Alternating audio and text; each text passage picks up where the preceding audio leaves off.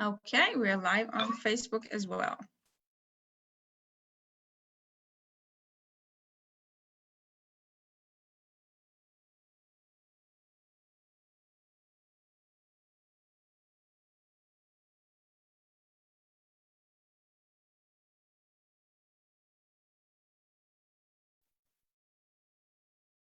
Hi, welcome everybody.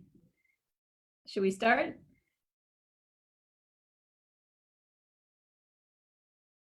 Okay. Sure, I think we can start. Great.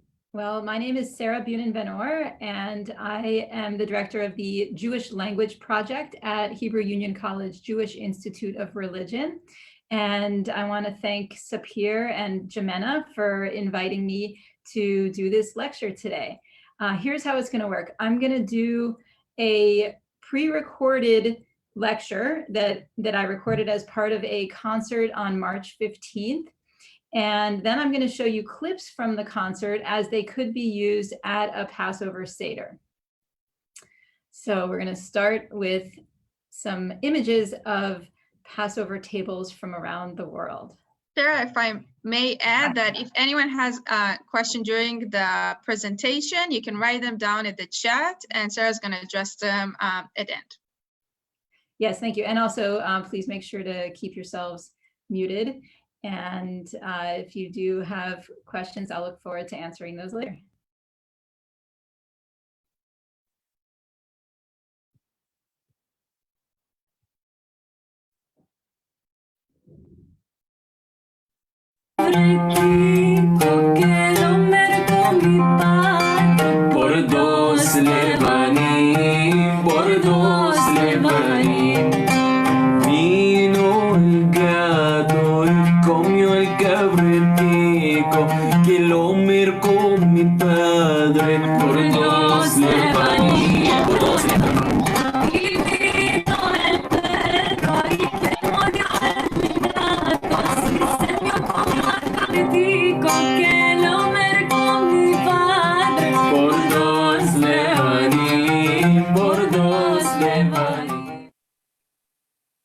Welcome to Passover Around the World, a multimedia concert. We're so glad you've joined us for this virtual event. We have a wonderful evening planned for you today, some delicious food that you won't get to taste, some wonderful music. The musicians did original compositions specifically for this event, and an introduction to Jewish languages. I'm Dr. Bunin Benor, a professor at Hebrew Union College Jewish Institute of Religion. I'm the director of the newly founded Jewish Language Project, an initiative at HUC-JIR. And I'm thrilled to be presenting our very first event. First, we would like to show you what Seder tables look like in various parts of the world. You might think of a Seder table as including a Seder plate, but it's not always a plate. In some cultures, it is a tray, like in the Bukharian tradition, or a basket tray in the Libyan tradition, or a Yemenite Seder table where the entire table is covered with the ceremonial foods. And the ceremonial foods are different in each culture. Instead of salt water, some groups use lemon juice, and instead of the shank bone, Yemenite Jews, for example, use a meat stew to represent the korban, the sacrifice. Sometimes maror is a radish or parsnip, and karpas can be parsley, but it can also be shredded beet salad. And in the Libyan Seder basket tray, we see some distinctive items. We see Belgian endive for maror, and the charoset is called lachlik, and it's made into little balls. And the karpas is celery. And in the Bukharian Seder tray, we see that the chazeret is romaine lettuce and the maror is a radish. And also they have lemon juice instead of salt water to represent the bitterness. Now, these Seder tables, trays, and plates come from this wonderful book called Too Good to Pass Over by Jennifer Felicia Abadi, which has not only wonderful recipes, but also information about how Passover has been celebrated in various Jewish communities around the world.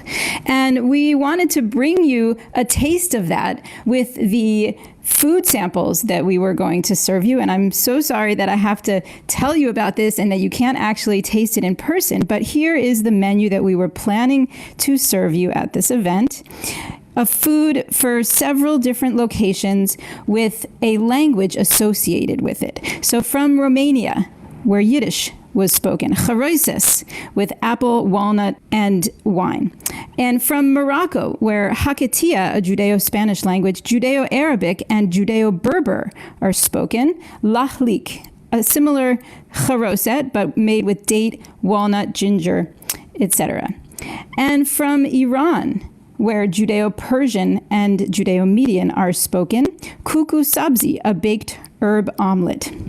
From Azerbaijan, where Judeo-Tat, also known as Juhuri, was spoken. Badamjan khoyagusht, eggplant onion frittata. From Georgia, where Judeo-Georgian was spoken, espanaki pali, ground walnut spread with spinach, garlic, coriander, and onion. And from Iraq, for dessert, haji badam, flourless almond cookies with rose water and cardamom. And we thank Got Kosher for their wonderful catering, and I hope you all get to try it sometime in the future. Let me tell you a little bit about Jewish languages by starting out with the Passover haggadah, or haggadah. The haggadah is a document that helps Jews to do the ceremony on the eve of Passover. And in the traditional haggadah, there are 3 languages. Most of it's written in Hebrew. Some aspects are written in Aramaic, Judeo-Aramaic, also an ancient language. And the word afikomen, the matzah that is eaten at the end of the Seder, is a word from Greek. But the Passover haggadah has been translated into dozens of languages around the world. Here are just a few examples of the languages that the haggadah has been translated into. And languages at the Passover Seder are just as diverse. Wherever Jews have lived, they have conducted the Passover Seder in a combination of Hebrew, Aramaic, maybe that one Greek word, Judeo-Greek, and their local language. What are those local languages? Well, that goes back to antiquity. If you see the purple dot in the middle of your screen, that is the land of Israel, where the Jewish people originated. And when they were expelled, and for various other reasons, they moved to parts of North Africa, the Middle East, Europe, and parts of Asia. And when they moved, they eventually picked up a version of the local language and Judaified it. So there are Jewish versions of all of these languages that you see on your screen right now. Judeo-Italian, Judeo-Greek, Judeo-Persian, Judeo-Tajik, Judeo-Malayalam in southern India. And the 2 most famous Jewish languages, Yiddish and Ladino, are actually exceptions to this history of diaspora linguistic distinctiveness. Because when the Jews moved from Germanic lands to Slavic lands, they maintained their Germanic language, and that's what we know as Yiddish. And when Jews moved from Spain to the Ottoman Empire and to other places, they maintained their Judeo-Spanish language, and that is what we know as Ladino. But in the other locations where Jews lived, they spoke a Judaized version of the local language, perhaps with Hebrew words, often written in Hebrew letters, and other distinctive features. And they might be quite similar to the language of their non-Jewish neighbors, or they might be as distinct as to be mutually unintelligible. But all of this changed in the 18th to 20th centuries.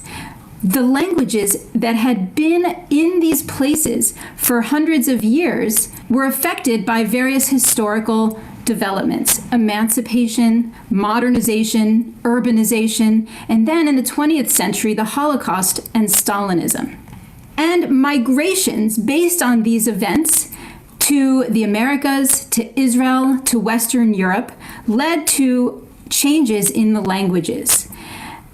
Most of the long-standing languages shifted so that people who spoke Yiddish, Ladino, Judeo-Arabic, Jewish Neo-Aramaic, Jewish Malayalam, Judeo-Median, Judeo-Tat, and Judeo-Tajik shifted to English in America, and Hebrew in Israel, and Spanish in Mexico, for example.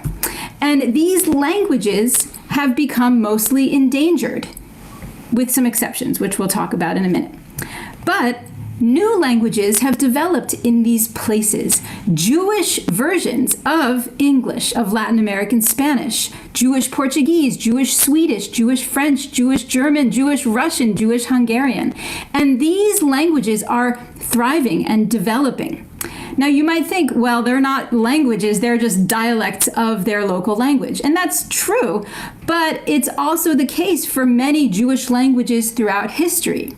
Some were so different from the language of their non-Jewish neighbors that you might think of them as separate languages, but many were mutually intelligible. And that is the case with new Jewish languages today. So how are long-standing Jewish languages doing? Well, Yiddish is actually thriving because in Hasidic communities today, children are learning Yiddish. And that is the criterion for the vitality of a language, whether children are learning the language. Elsewhere, there is little intergenerational transmission of Yiddish, but there is strong post-vernacular engagement, meaning that people are involved with Yiddish, interested in Yiddish, even if they can't speak in full conversations. Aside from Yiddish, the other long-standing Jewish languages are endangered or almost endangered. And I'm going to give you examples of this phenomenon by talking about Judeo-Arabic, Judeo-Tat, and Judeo-Median. I'm going to give a brief history of each and talk about their current status and post-vernacular activity. Post-vernacular meaning if people aren't speaking the language anymore, but they are still engaging with the language in important ways. So first, Judeo-Arabic.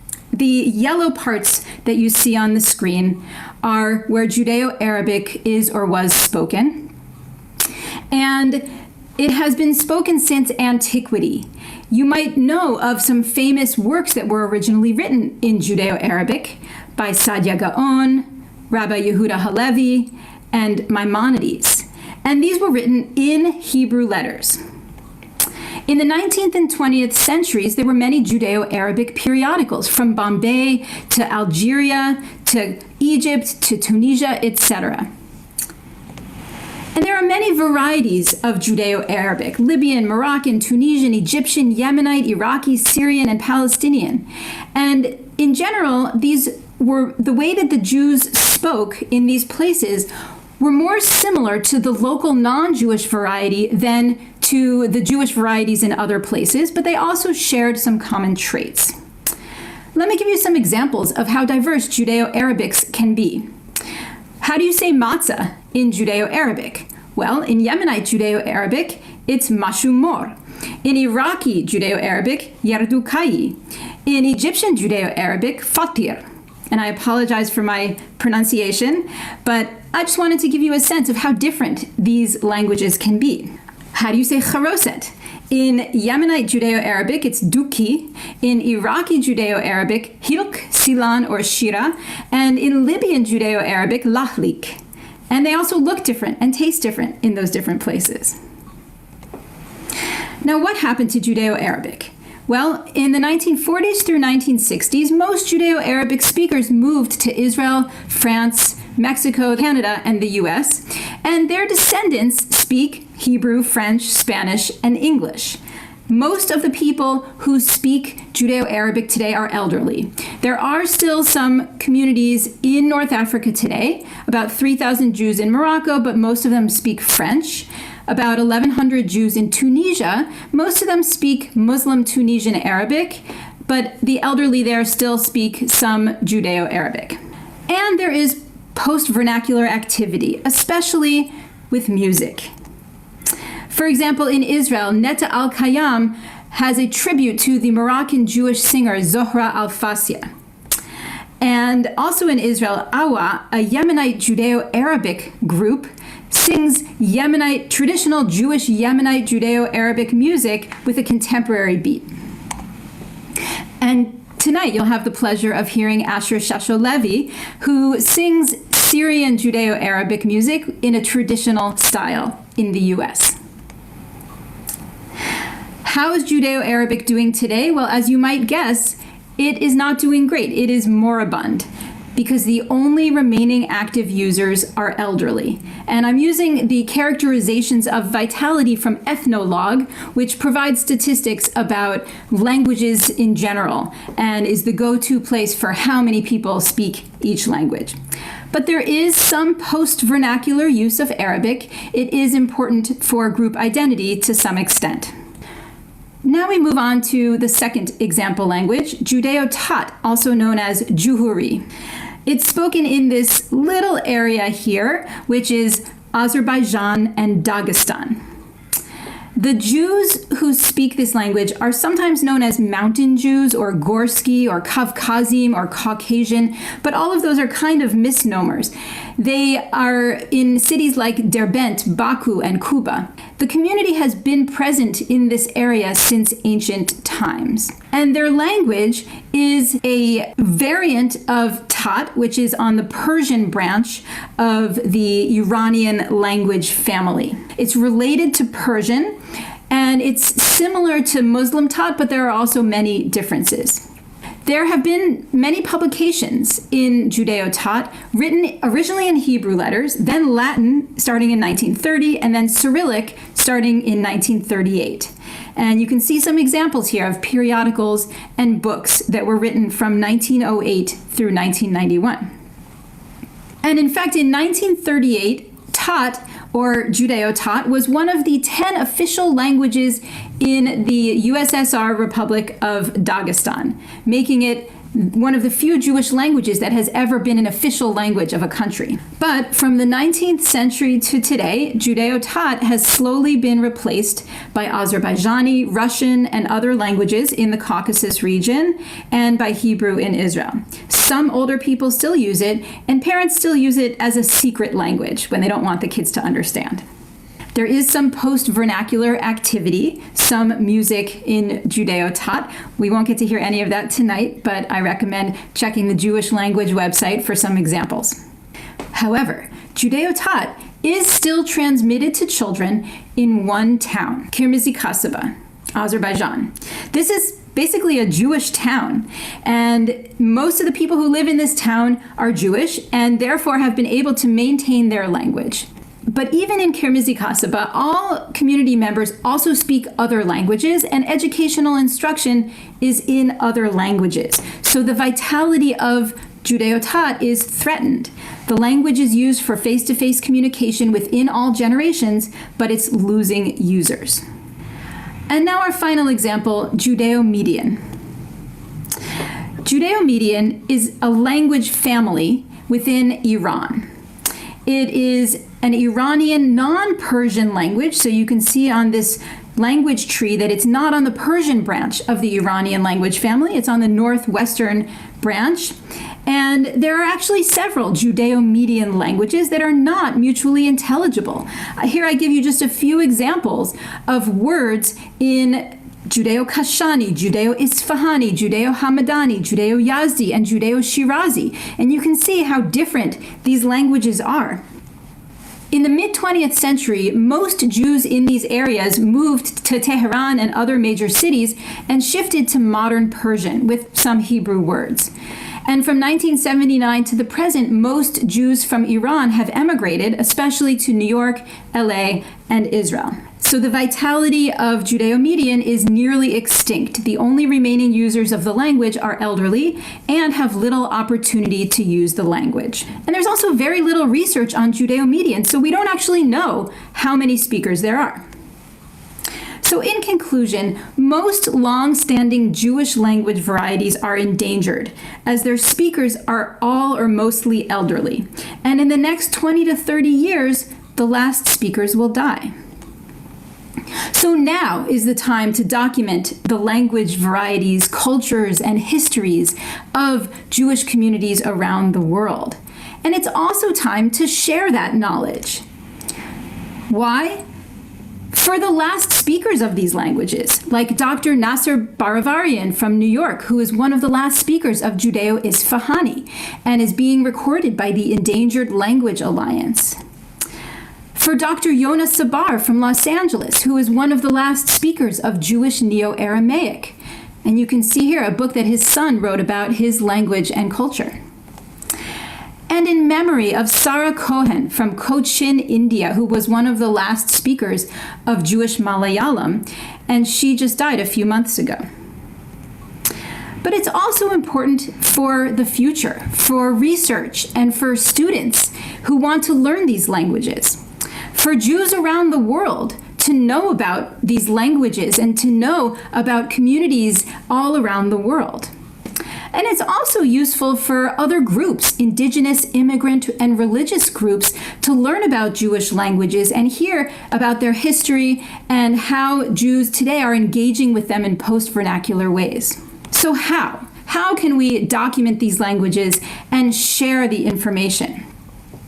Through the organization that I have just started, the Jewish Language Project of Hebrew Union College Jewish Institute of Religion. Our mission is to promote research on, awareness about, and engagement surrounding the many languages spoken and written by Jews throughout history and around the world. And this is our first event. And we have also created a Passover haggadah supplement so that you can share these languages at your Passover Seder. It gives examples of how to say Happy Passover and various phrases in many Jewish languages, and songs and parts of the Seder that you can recite in these languages. You can also see materials on the Jewish language website from Passover and from other aspects where you can get clips, video clips, audio clips, and texts. For example, how do you say Happy Passover in Judeo-Arabic, Judeo-Tat, and Judeo-Median? Well, Judeo-Arabic in Morocco, you say Ikun lik al-Eid Mubarak. In Judeo-Tat, Nisan Nushmu Shor Giro, which means may your Passover Nisan pass happily. And we don't actually know, I don't know how to say Happy Passover in Judeo-Median because there hasn't been enough research on that. And that's why this kind of documentation is so important. So the next initiative of the HUC Jewish Language Project, in conjunction with the Endangered Language Alliance, is a documentation project of endangered Iranian Jewish languages in Los Angeles. Okay, so I'm gonna switch now to the Passover Haggadah supplement that, or actually not Haggadah supplement. In addition to the Haggadah supplement that I created, I also created a PowerPoint Haggadah that can be used at Passover Seders, whether they're done at home with just a small family or over Zoom.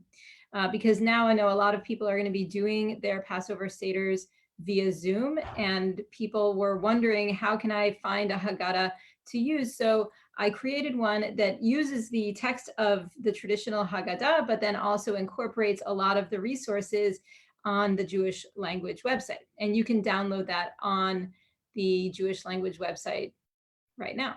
So, or maybe wait till after this session is over. So I want to do a presentation from that PowerPoint right now.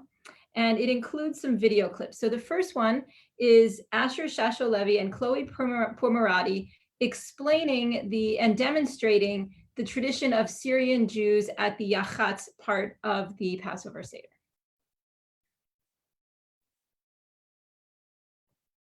Oh, wait, sorry, I need to do screen sharing again. 1 second.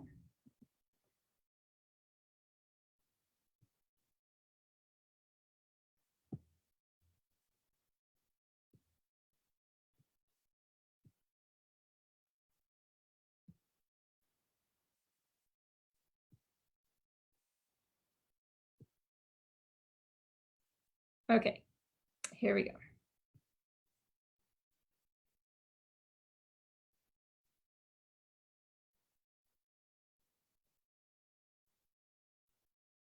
this is a custom that I actually look forward to at the Seder every year, where we take the middle masa of the 3 masot that are placed on the Seder table, and we break it into 2 pieces. We take the smaller piece is broken into the shape of the letter Vav, and the bigger piece is broken into a Dalet. It looks like a hay, actually.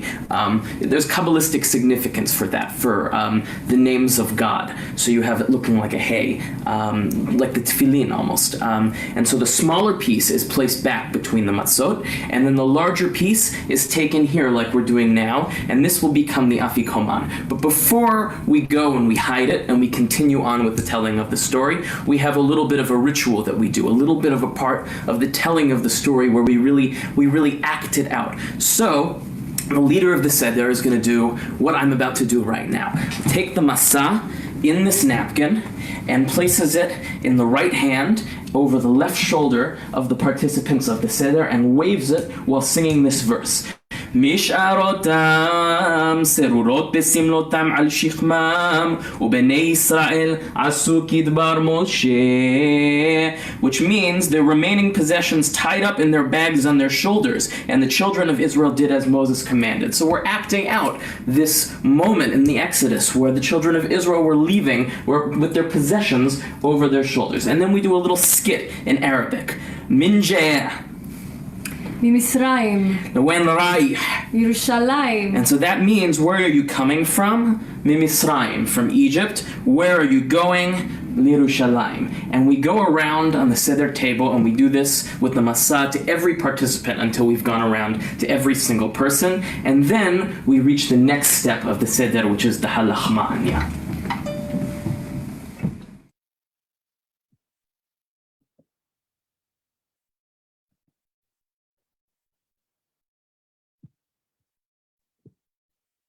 Okay, I'm just going to pause here and see if there are any questions in the chat. Let's see.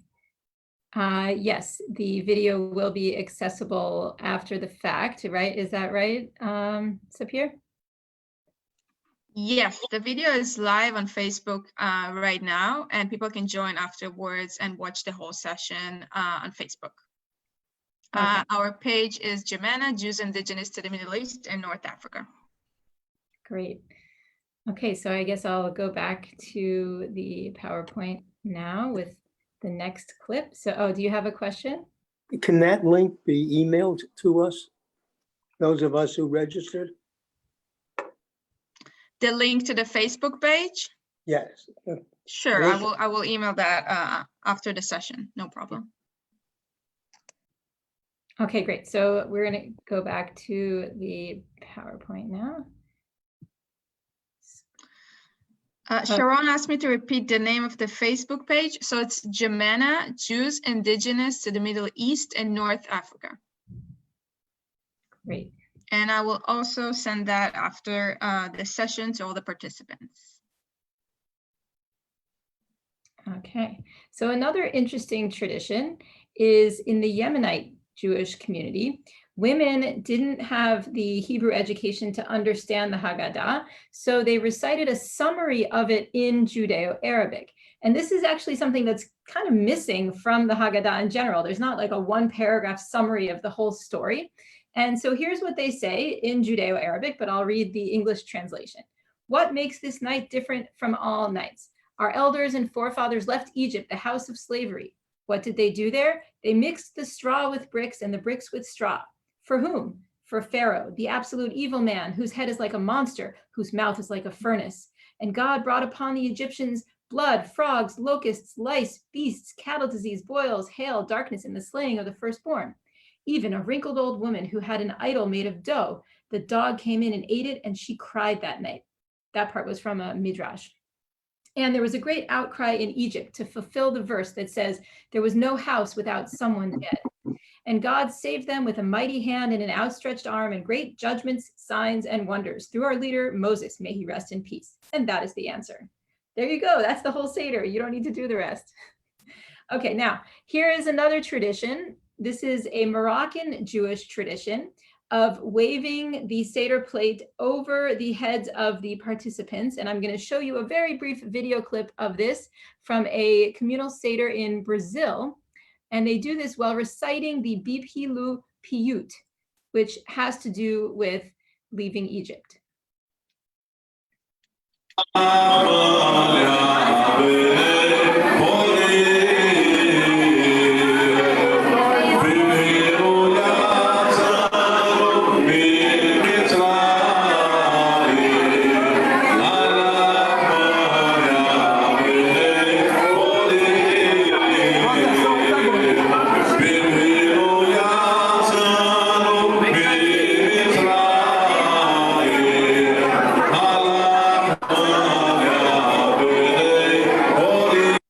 So there you go. That's a nice example of this Moroccan tradition. And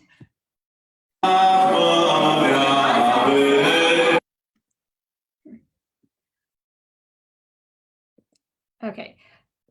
Next, I want to give you some examples of the 4 questions. The 4 questions have been recited in many, many Jewish languages, and there's even a book, 300 Ways to Say the 4 Questions. And here are some examples in Tunisian Judeo-Arabic, Judeo-Greek, and Judeo-Persian or Farsi. And I'm not going to read them because I won't pronounce them properly, but you can just take a look at those. And all of this is available on the Jewish language website, and this is in the Haggadah supplement. So now we get to the songs at the end of the Seder, and they have been translated into many languages, and there are some great melodies that I highly recommend that you use at your Seder. And you can do this if you use electronics on Passover, then you can play the videos, or you can learn them in advance and teach them to your family members at your Seder. Here is an example of Who Knows One in Ladino, Judeo-Spanish.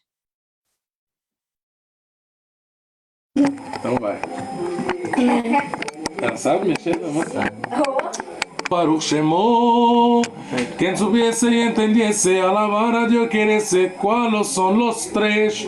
Tres nuestros padres son, 2 Moshe y Aarón, uno es el Criador, Baruch Shemo, quien supiese y entendiese, alabar a Dios querese, ¿cuáles son los 4?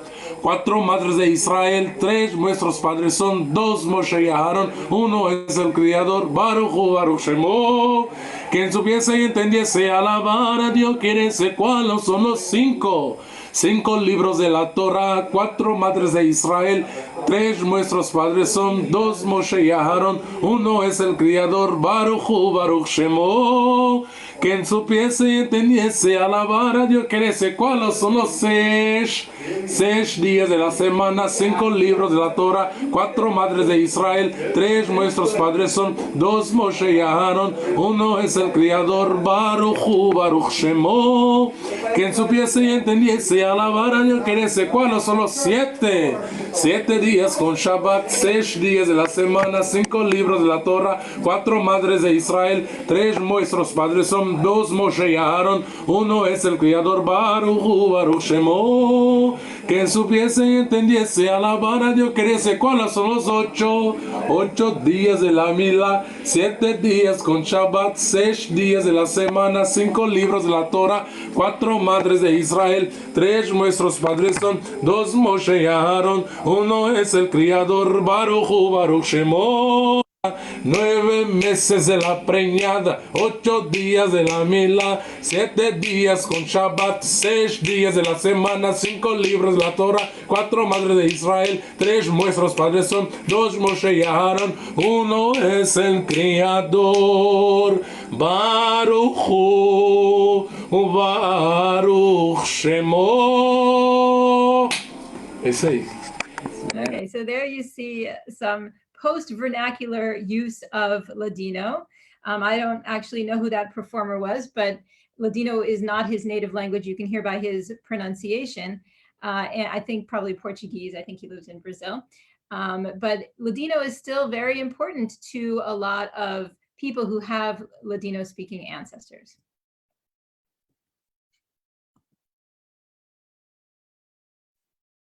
Então vai.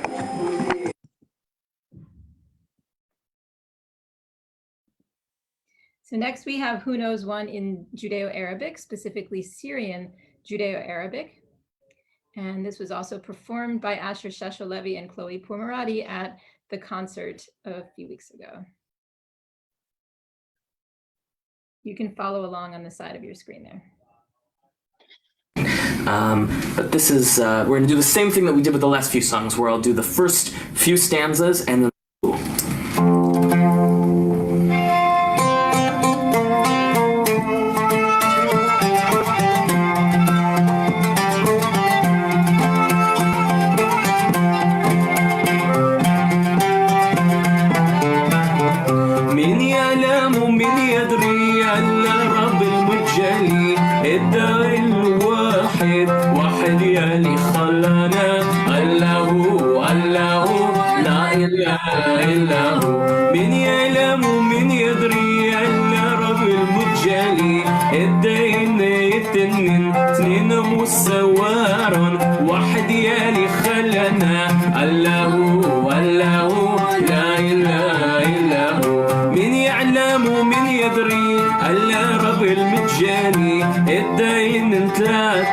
ثلاثة أباتنا واثنين مسوار واحد يلي خلنا الله الله لا إله إلا هو.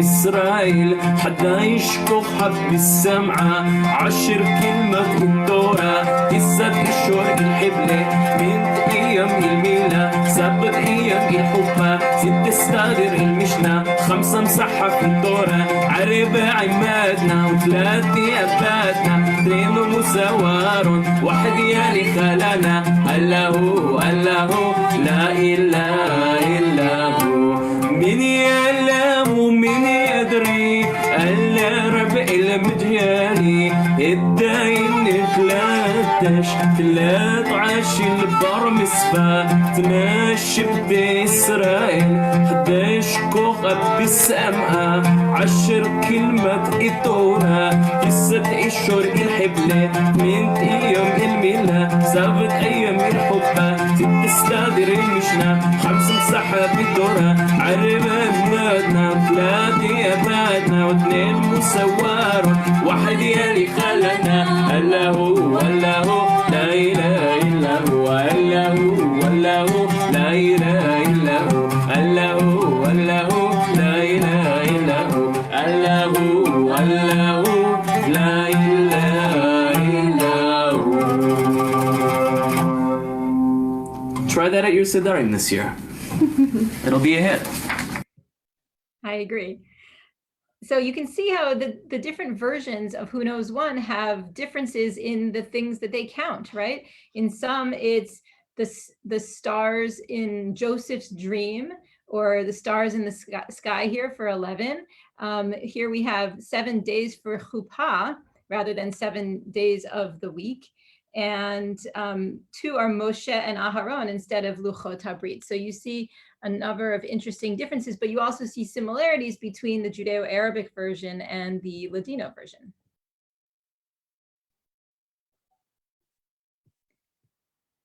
Next, we turn to Gadya, and this has also been translated into many languages. Here are some examples from Judeo-Georgian and Judeo-Italian in Rome.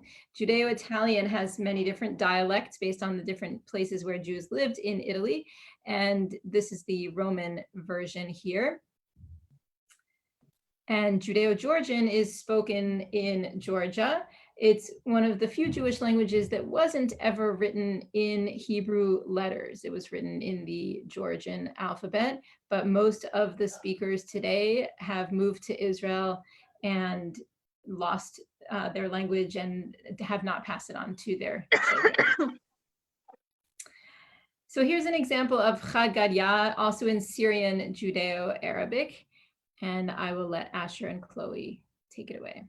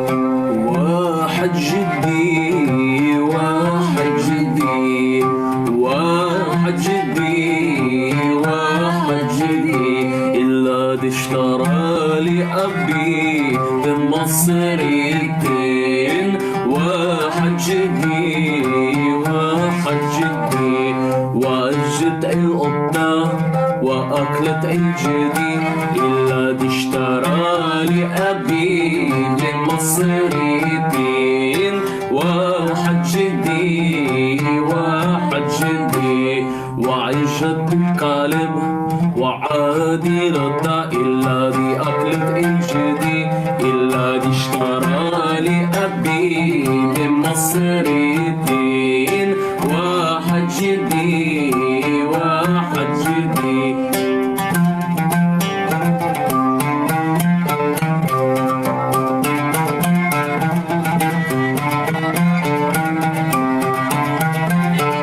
Okay, I'm going to stop it there so we can get some extra.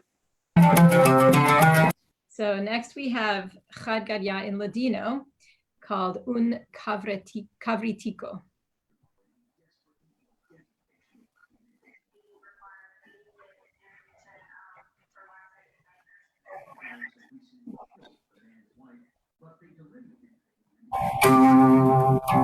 We're gonna just do this one.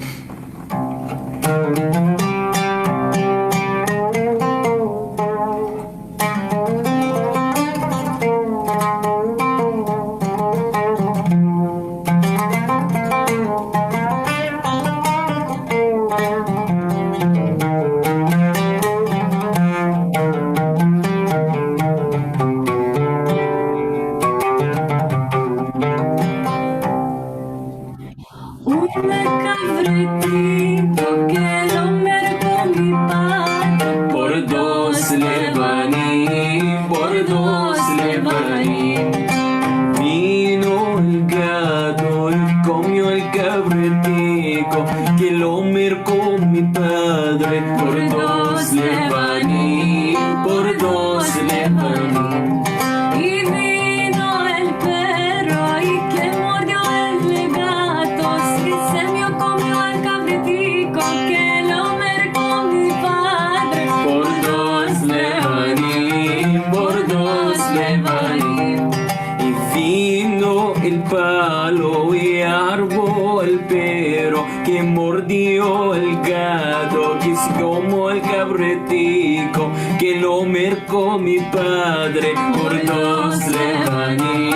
por dos Levanim.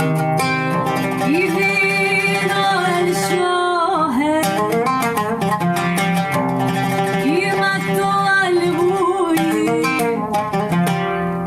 que se bebió al agua, que mató al fuego, que quemó al palo, que armó al perro, que mordió al gato, que comió al cabritico, que lo mercó mi padre por dos Levanim, por dos Levanim.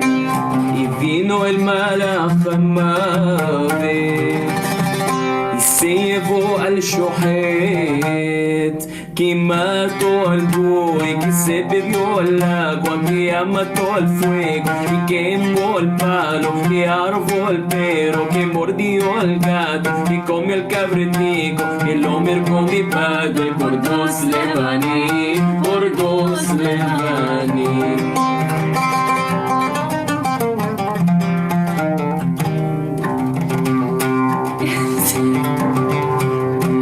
y vino el santo bendito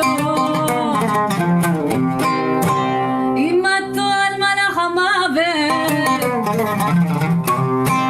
que se llevó al Shohet, que mató al buey, que se bebió al agua, que mató al fuego, que quemó al palo, que armó al perro, que mordió al gato, que comió al Cabritico, que lo mercó mi padre por dos Levanim, por dos Levanim.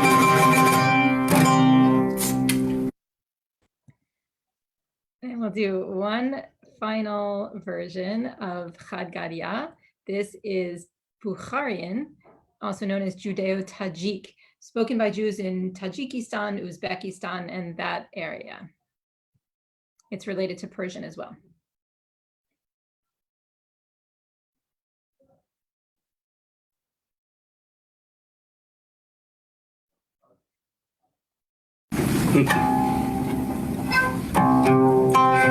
One, 2, 3, and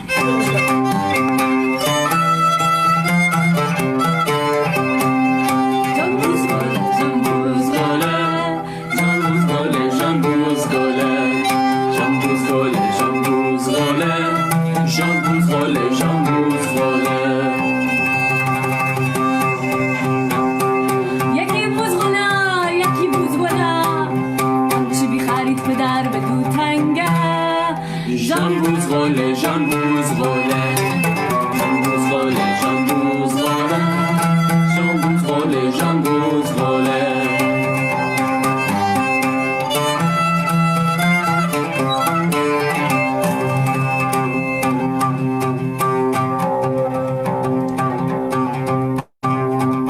و بی آمد پیشک و بی خورد به بوزغلا آنچه بی خرید به در به دو تنگه جان بوزغله جان بوزغله جان بوزغله جان بوزغله جان بوزغله جان بوزغله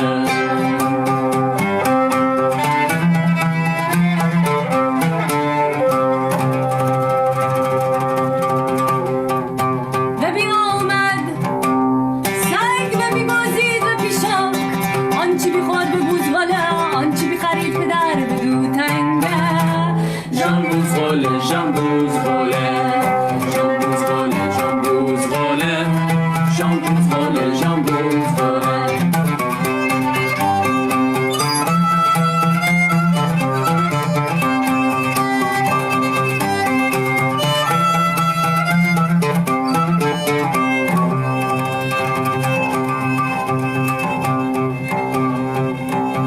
و بی آمد حقا داشت برو خوب و بی خوش به مال هماوت آنچی بی خوش به شاهد آن چیزو به خورد به آن گاو آنچی بی ناشید به آب آنچی خاموش کرد به آتش آنچی بی سوزن به عصا آنچی بی زد به آن سگ آنچی بی گزید به پیشاک آنچی بی خورد به بوزگله آنچی بی خرید پدر به دو تنگه جان بوزغله جان بوزغله جان بوزغله جان بوزغله جان بوزغله جان بوزغله جان بوزغله جان بوزغله جان بوزغله جان بوزغله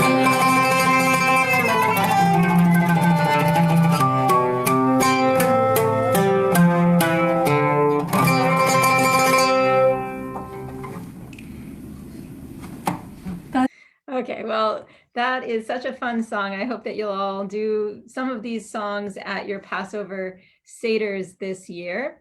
And I want to open it up for questions now. So let me see, there are some in the chat.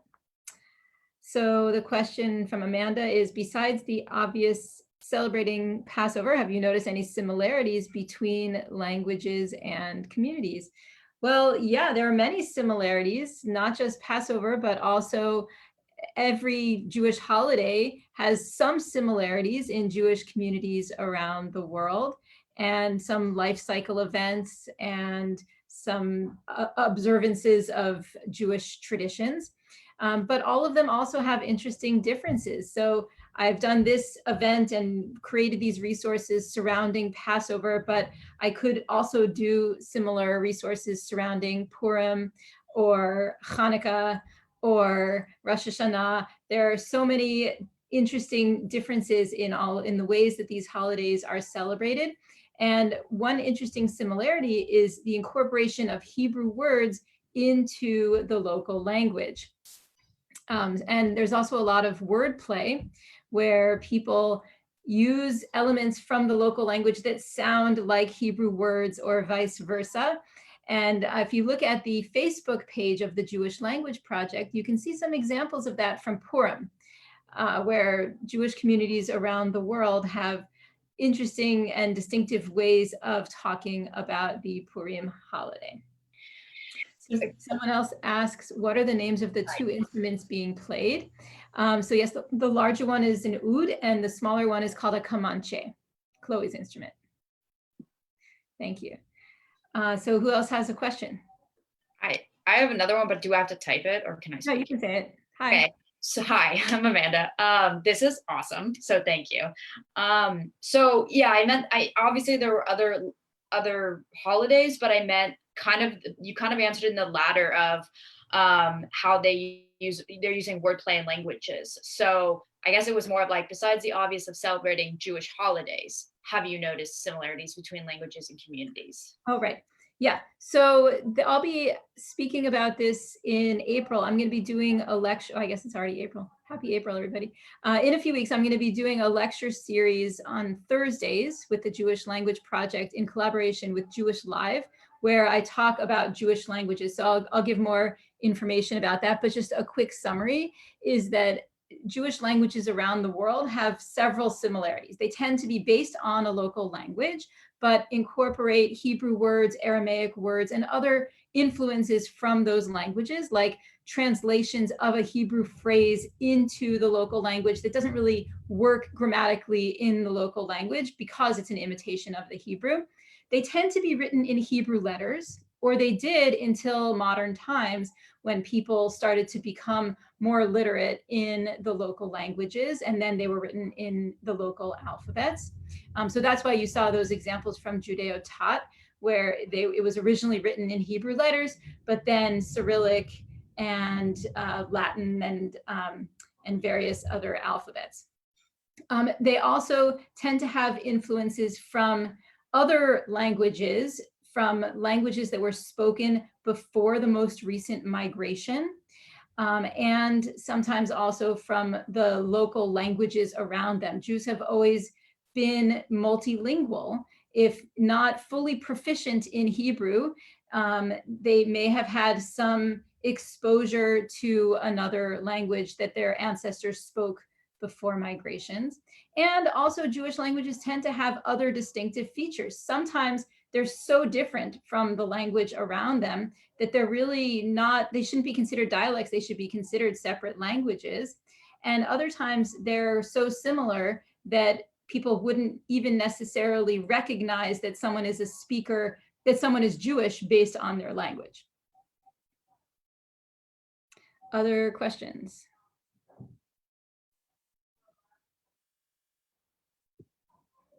Okay. So if there are no other questions, then I can play one more clip.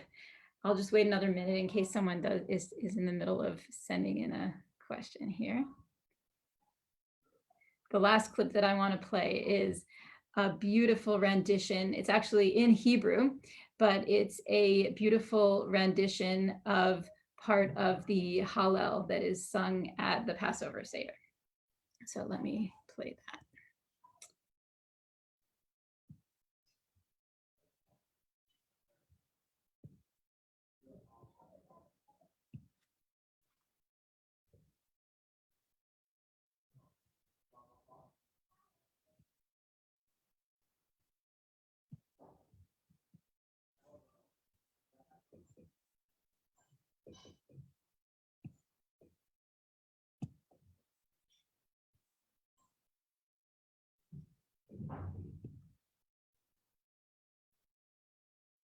So in this clip, they sing it in 3 different languages, Min HaMesar, but I'm going to start with the one they sing, the last one they sing, which is من همسار قرقيا عناني بمرحبيا أدوناي لو إنا بيعسي اليدم من همسار قرقيا عناني بمرحبيا أدوناي لو إنا بيعسي أدوناي بعذراي فاني بالصنعي طب الحسود بدوناي بتوح بدم من مسار كراتيا أناني بالمرحبيا أدوناي للويرا يعسل يدا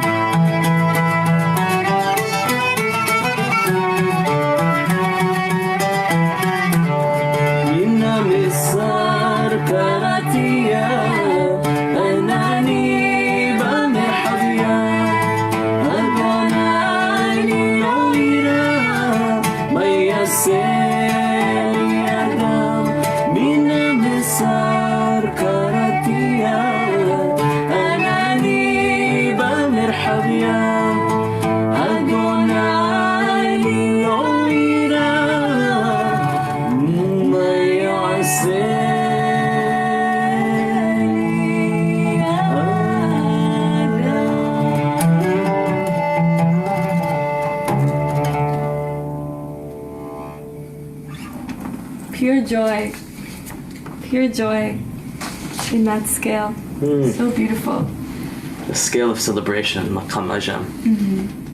And I think this is a perfect thing for all of us to be enlivened during these narrow times, in these narrow spaces when we're all confined to our homes and really worried about the current plague that we're experiencing.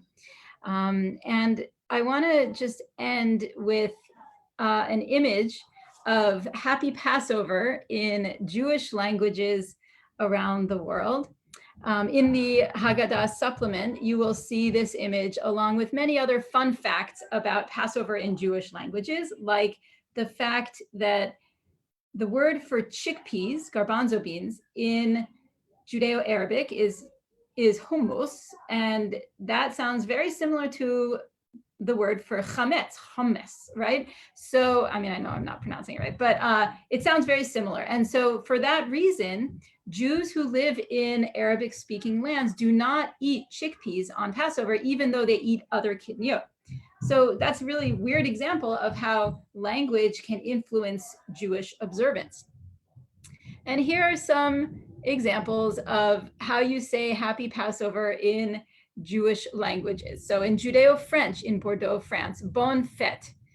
And I mentioned before the Juhuri one, Judeo-Tat Nisonushmu Shor Giro, that Nisan is the name of the month that Passover occurs in, and that is how you say Passover in Judeo-Tat. In Ladino, there is a difference in gender. Men would say Moadim L'Simha, and women would say Pesach Alegre. And those Moadim L'Simha is from Hebrew, and Pesach Alegre involves Hebrew and a Spanish word. Jewish Neo-Aramaic in Iraq, Eidad Patire Bricha, Blessed Matzot Festival. In Jewish Malayalam in India, Nale Pesahe Pernal, Happy Passover. Judeo-Persian in Tehran, Moedetun Mubarak Bashe.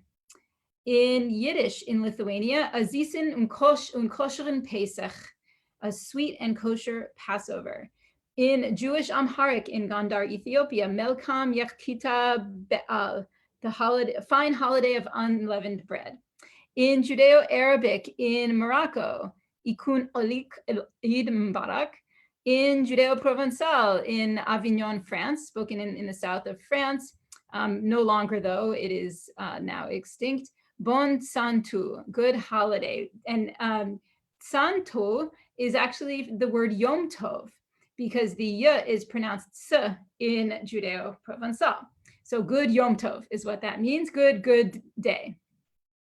And in Western Yiddish in Alsace, France, Bauet gut. That is an interesting one because it means build well, and it's a reference to the building of the temple because of the song Adirhu that is sung at the end of the Seder that talks about the rebuilding of the temple. In Judeo-Italian in Rome, Buon Mongede. Now the ayin in Judeo-Italian is pronounced ng. Ng, like ngainare, means to see from ayin, the word for eye. And so this means a good holiday, a good moed. And in Judeo-Georgian in Georgia, Bedinieri Pesachi, And in Judeo-Greek, in Ioannina, Greece, where the Romaniot Jews live, Kalo Pesach, good Passover. But you could also say Pascha, which can also mean Easter.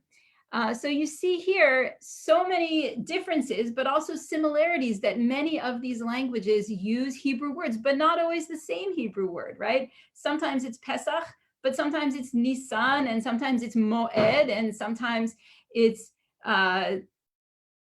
Bawit Gut, which is not even a Hebrew word at all. So there are so many similarities and differences in Jewish languages around the world. And I hope that you will take what you've learned in this brief lecture and concert and use it to enrich your Passover Seder. Thank you very much. Thank you, Sarah. This was fascinating. We all celebrate Passover with our families, but we never know there's so many ways to celebrate Passover in so many languages, and it was beautiful. I wish I could also thank Chloe and Asher for the music. They're not here, but I'll let them know.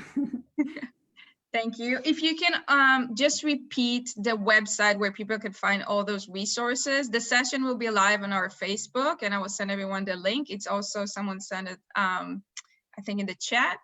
But if you can repeat the name of the website, and also people ask, when is your next session? Okay, sure. So I just put the link in the chat. It's jewishlanguages.org/Passover. And then once you're on that website, you can find, you can click on the events button and you'll see the list of lectures. And soon I'll be posting information on how to register for that. Okay. Great. Thank you so much. Thank you, everybody. Happy Passover. Stay healthy. Chag Sameach. Thank you so much. Chag Sameach. Chag Sameach. Bye. Bye.